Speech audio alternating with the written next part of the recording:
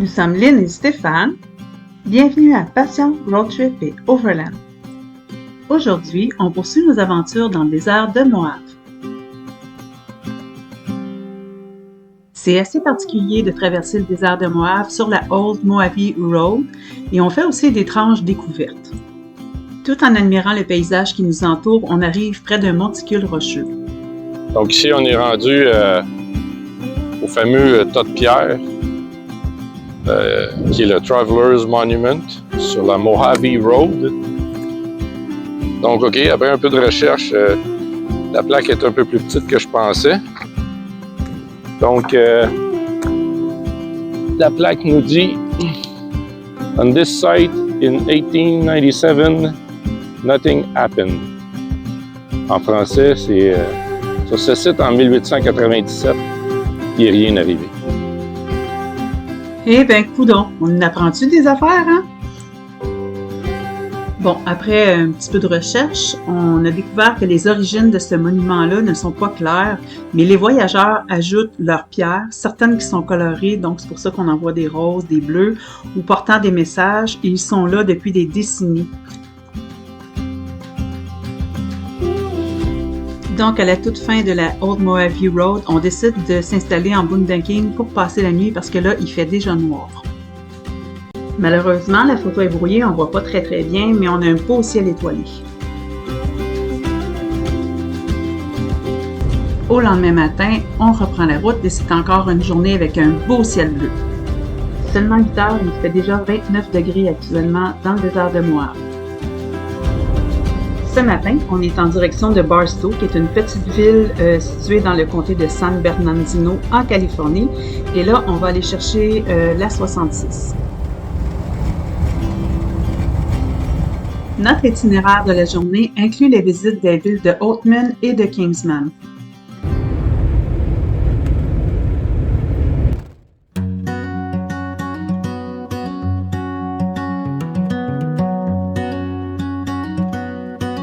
Notre réserve d'eau pour se laver est à la baisse, donc on fait un arrêt dans un rest area le long de l'autoroute pour pouvoir remplir notre réserve d'eau. Dans la majorité des rest areas en Californie, l'eau n'est pas potable, donc on ne peut pas la boire, on ne peut pas cuisiner avec, c'est seulement pour se laver. On a notre première craque de pare-brise. Le Jeep, ouais. C'est un Jeep thing. C'est ça. Pas fait assez de lavette hier, probablement. Ça a fini par craquer. Il n'a pas aimé le désert, je pense. On s'en va où, chérie? Au tas de sable en avant de nous autres, c'est un lac déshydraté. Le Jeep est dehydrated aussi, mais on va aller voir de près. On va aller s'amuser. Le Broadwell Lake. Ce lac-là, il est vraiment immense. On le voit de très loin. Et pour accéder au début du lac, on a l'impression de ne pas avancer. On roule, puis on n'arrive pas, là. Ça a pris au moins 30 minutes avant qu'on...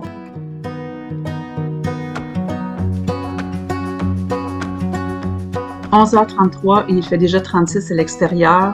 On dirait qu'on cuit à convection lorsqu'on sort du véhicule. Enfin, on est arrivé. Maintenant, c'est le temps de s'amuser. On est seul au monde sur ce lac asséché-là.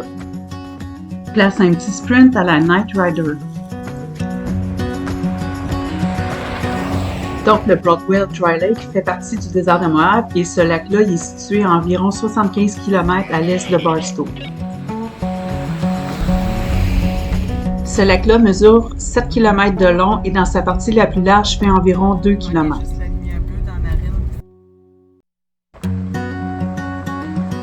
Quand on circule sur le lac, c'est du sable tapé assez durement et là-dessus, il y a une légère couche de sel, donc ça devient comme très poussiéreux quand on circule.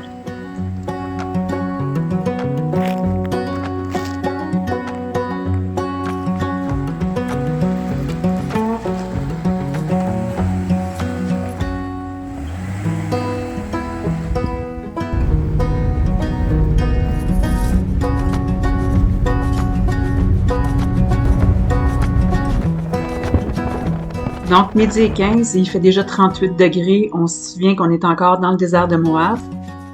C'est en arrêtant dans une boutique souvenir dépanneur qu'on a vu notre premier angle. Je peux vous confirmer que je les préfère sauvages et libres qu'enfermés derrière une clôture. Pour ce voyage-ci, on a croisé énormément de trains et que ce soit des passages à niveau qu'on les suit le long d'une autoroute, c'était hallucinant de voir la longueur qu'ils ont.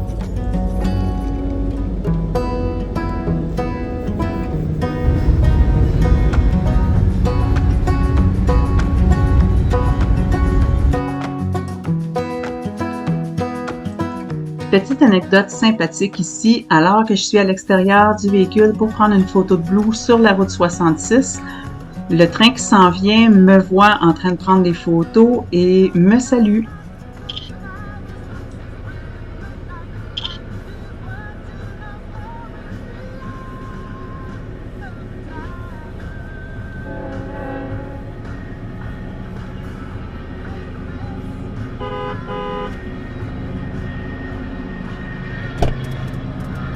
Klaxonné.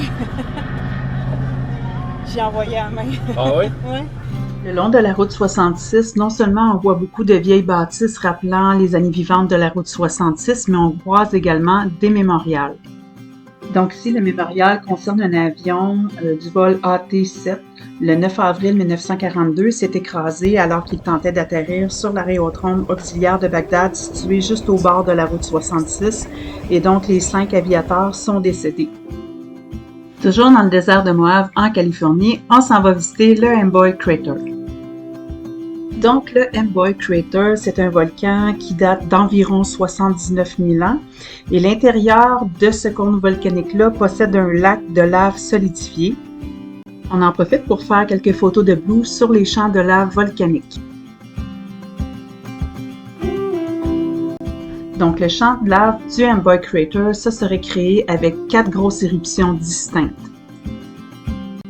Il semble que l'éruption la plus récente de ce volcan-là date d'environ de 10 000 ans. À notre arrivée sur les lieux, la température était quand même extrêmement chaude, il faisait au moins 41. Donc, je suis sortie faire quelques photos et petites vidéos.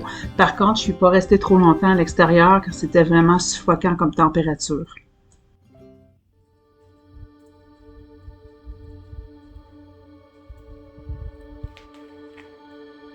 Ce qui reste du Amboy Crater suite à sa dernière éruption mesure 250 pieds de haut par 1500 pieds de diamètre.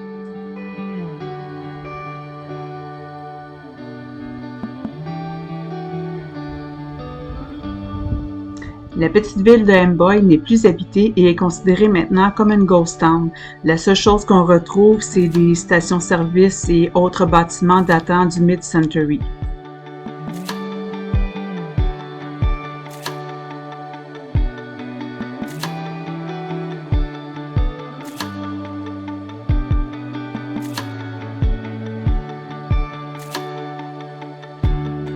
On trouve également un bureau de poste et un motel. La route 66 a été officiellement déclassée en 1985. Elle n'a plus d'existence officielle, mais elle garde quand même son côté mythique. Il faut faire quand même plusieurs kilomètres pour voir des bâtisses du mid-century. Mais la plus belle partie de la route 66 se situe en Arizona. La route devant nous est magnifique et ça fait rêver. Par contre, malheureusement, on ne pourra pas continuer sur cette partie de route-là de la 66 puisqu'elle est fermée et en réparation. Donc, pas le choix, on tourne vers la Kell Baker Road. Celle-ci mène jusqu'à la 40. Encore une fois, le paysage est spectaculaire, bien qu'on est dans un paysage quand même assez désertique. On est entouré de montagnes et ça donne un look tout à fait magique. Nous, en road trip, notre but principal, c'est de faire des backcountry roads. Donc, quand on en voit une devant nous, on ne peut pas s'empêcher d'y aller, même si c'était pas prévu.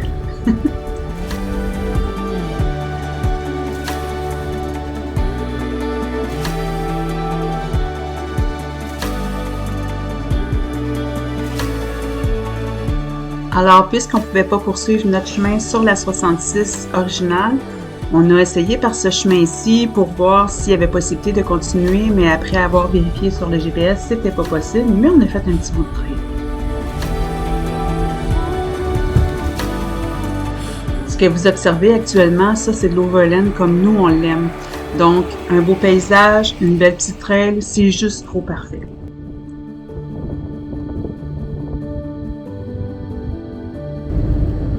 On s'est gâté un petit peu en faisant de la trail, mais on a fini par retourner et rebrousser chemin pour revenir sur la grande route. Comment ne pas tomber en amour avec ces paysages-là? Le désert de Moab, c'est quelque chose qui va rester gravé dans le fond de notre tête pour le restant de nos jours. Bien que c'est chaud et c'est très aride, le paysage il est spectaculaire et ça va nous rester pour toujours. Tiens, un autre trail. Est-ce qu'on y va? Bien sûr!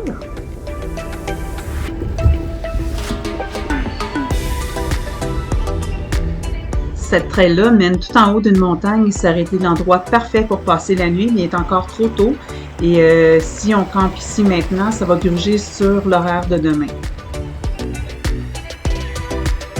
Donc, puisque la 66 était fermée où on devait passer, on va pour notre plan B et on va chercher l'Interstate 40 qui remplace maintenant officiellement la Old Route 66. Comme on disait un petit peu plus tôt, les trains ici sont immensément longs, tellement longs qu'on ne voit même pas la fin.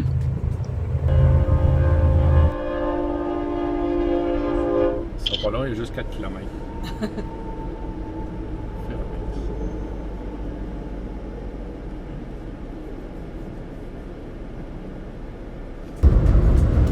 On sort tranquillement de la Californie pour se rendre en Arizona, en périphérie de Lake Havasu. Il est à noter que cette partie-ci de l'Arizona fait toujours partie du désert de Moab. On arrive donc à notre Dispersed Campsite et ce sera un repos bien mérité pour cette nuit. Pas très loin de notre campement, on s'est rendu compte qu'il y avait un nid de fourmis rouges et disons-le, elles étaient très actives. Ces petites bestioles-là sont quand même assez agressives et se mettre le pied dans un trou comme ça, là, c'est pas long qu'ils nous attaquent puis ça brûle comme du feu quand ils nous mordent. Après une nuit encore relativement très chaude pour dormir et un lever à 32 degrés à 8 heures, on reprend notre chemin sur la Old Route 66 en direction de Oatman. Donc, comme mentionné un peu plus tôt, c'est dans cette partie de l'Arizona qu'on va retrouver les plus belles sections de la route 66 avec les bâtisses de la Mid-Century. Donc, le long de la route ici, on retrouve des écriteaux expliquant un peu cette section-ci de la route 66. Tant qu'à y être, pourquoi pas un autre petit trail?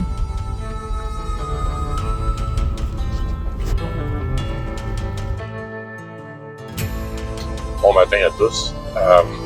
Ce matin, on est sur la 66, frontière de la Californie et de l'Arizona. On a la route qui mène vers Oatman, petite ville de Gold Rush, on peut dire, vers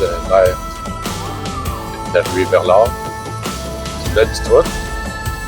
Ça brasse autant qu'une trail, quasiment.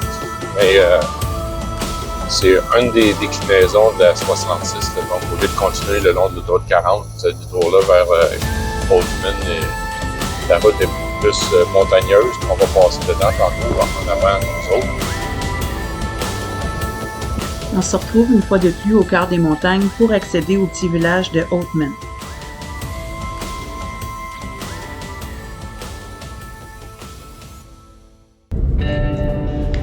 Donc, en arrivant près de la ville de Oatman, on a été surpris par une barricade d'ânes. Donc, là-bas, les ânes se tiennent au milieu du chemin et attendent qu'on leur donne des gâteries. Et que la madame était contente, moi qui adore les animaux, j'ai été servie à souhait. À côté de l'auto, monsieur. Ils sont même un peu dedans, je te dirais. Hein? T'as des grandes oreilles, toi? Oui.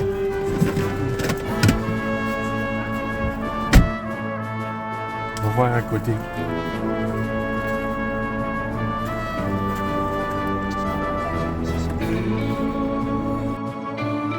Donc, ces ânes-là sont totalement libres et ce sont des ânes sauvages, mais habitués de côtoyer les gens, donc d'être nourris.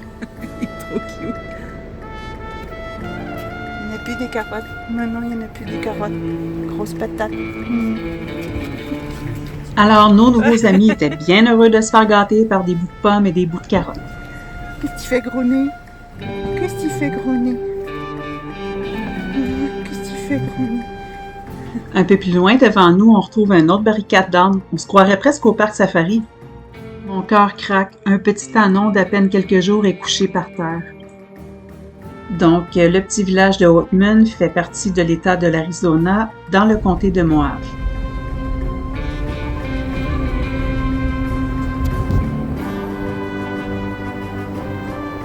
En 1915, la ville comptait 3500 habitants, mais en 1960, elle a été pratiquement abandonnée et elle ne compte plus que 128 habitants maintenant. Ce petit village-là, avec son aspect rustique du Far West et ses zones, attire beaucoup de touristes chaque année.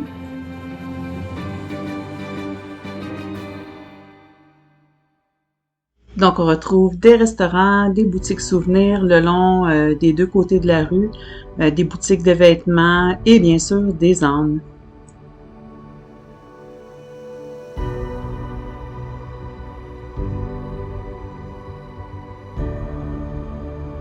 Bon ça. C'est bon ça.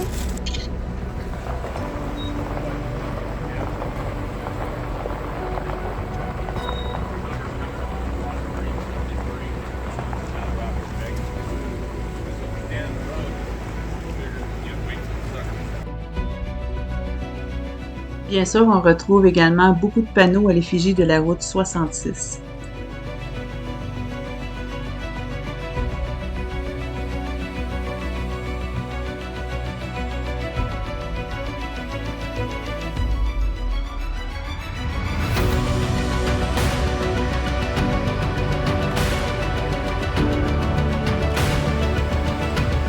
On quitte lentement la ville de Oatman pour se rendre vers Kingsman.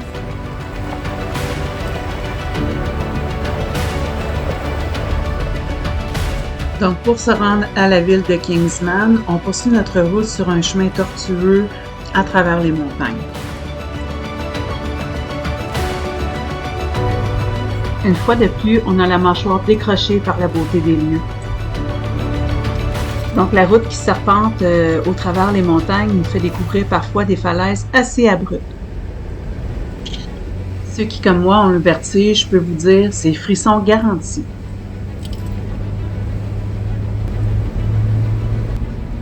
Cette partie de la route 66-là vaut vraiment, mais vraiment la peine d'être faite. C'est sublime. Un petit peu haut. Donc, dès qu'on traverse le petit village de Oatman, c'est vraiment les montagnes et le paysage qui retiennent totalement notre attention.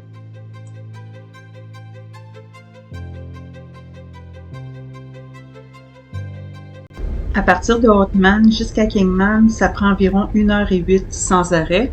Nous, on a fait des arrêts pour faire des photos, donc ça nous a pris à peu près 1h35 pour se rendre. Avec la beauté de ce décor-là, on ne pouvait pas faire autrement que d'arrêter.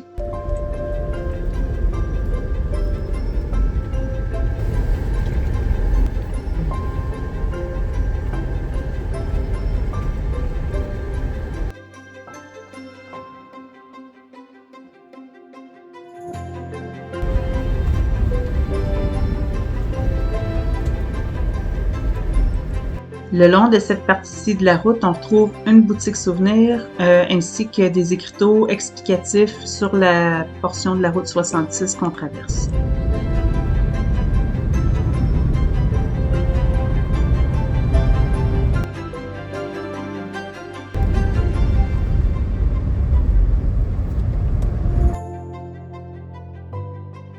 On fait bientôt notre entrée dans la ville de Kingman.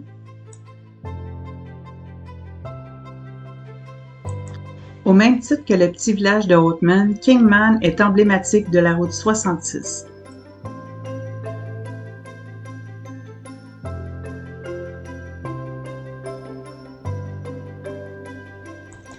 Quand on rentre dans la ville de Kingsman, ce qui nous a surpris le plus, c'est de voir à quel point la ville elle a gardé tout ce qui est à l'effigie de la route 66 très très vivant.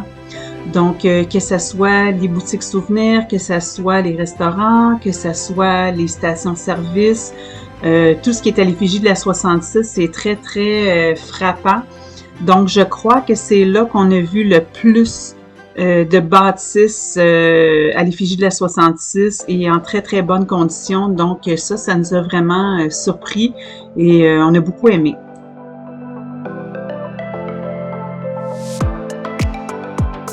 Donc les fresques sur les bâtisses, les enseignes lumineuses, tout est là, tout y est et c'est super beau.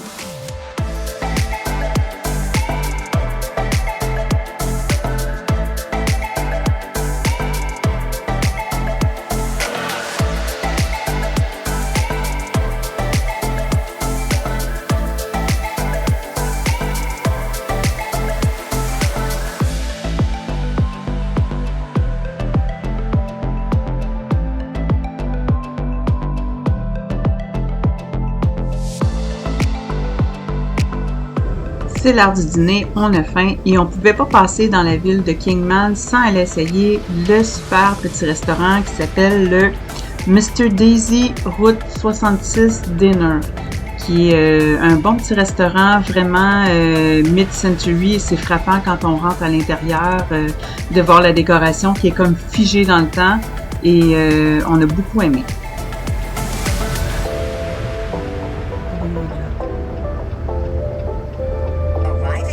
Rutherford 66 Diner on the left.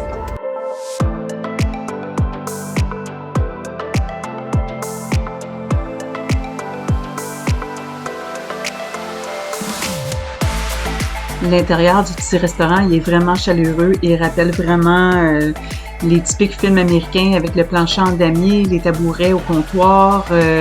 C'est vraiment cute à l'intérieur. On a beaucoup aimé notre expérience dans ce petit restaurant-là.